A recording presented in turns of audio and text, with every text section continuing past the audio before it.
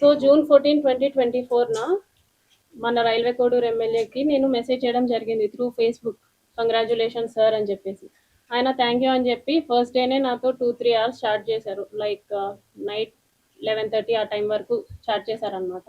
Details అన్నీ కనుక్కోవడం జరిగింది. ఆయన నువ్వేం చేస్తావు, ఎక్కడ ఉంటావు, పెళ్ళి అయిందా, పిల్లలు ఉన్నారా, హస్బెండ్ ఏం చేస్తాడు, ఈ డీటెయిల్స్ అన్నీ అడగడం జరిగింది. నేను చెప్పాను. లాస్ట్లో ఆయన ఫోన్ నెంబర్ ఇచ్చి నా ఫోన్ నెంబర్ తీసుకొని ఇక్కడ వద్దు టెలిగ్రామ్లో చాట్ చేద్దాము అనేసి చెప్పారు. సో నేను టెలిగ్రామ్లో మెసేజ్ చేశాను. 2 డేస్ బాగానే మాట్లాడారు నాతో. అంటే నార్మల్గానే మాట్లాడారు. అందరు ఎలా ఫ్రెండ్లీగా మాట్లాడతారో అలాగే మాట్లాడారు. సో కంటిన్యూస్ చాటింగ్ అనమాట. 2 డేస్ తర్వాత వీడియో కాల్స్ చెయ్యి, నీ న్యూడ్స్ పంపించు అని ఈ టైప్ ఆఫ్ మెసేజింగ్ చేయడం జరిగింది నాకు. సారీ సార్, నేను న్యూడ్స్ అయితే అట్లాగా పంపించలేను, వీడియో కాల్స్ కూడా నాకు కంఫర్టబుల్ కాదు అనేసి చెప్పాను అనమాట. నేను నా బాబు మాత్రమే ఉంటాం ఇంట్లో. నాకు ఒక కేర్ టేకర్ ఉంది. న్యూడ్స్ పంపించమని ఒక 3-4 డేస్ అడిగారు బాగా.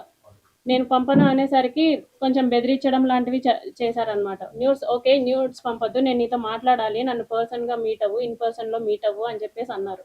ఎలా కుదురుతుంది సార్, నాకు అవ్వదు, నాకు మా బాబుతోనే ఉంటుంది రోజంతా, నాకు అవ్వదు అనేసి అన్నాను. ఒక 2 డేస్ బాగా బతిమలాడుకున్నట్టు అడిగారనమాట నన్ను. మీట్ అవ్వచ్చు కదా, ఈ టైంకి మీట్ అవ్వచ్చు కదా, నేను ఈ టైంకి ఫ్రీ అవుతాను అనేసి ఇలా అడగడం జరిగింది. నేను రిజెక్ట్ చేశా.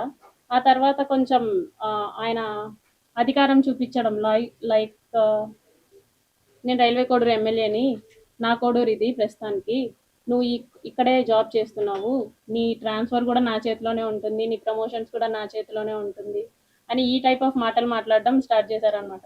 నాకు అర్థమైంది సార్, మీరు ఎంత చెప్పినా సరే నేనైతే కలవడం జరగదు అనేసి నేను చెప్పాను.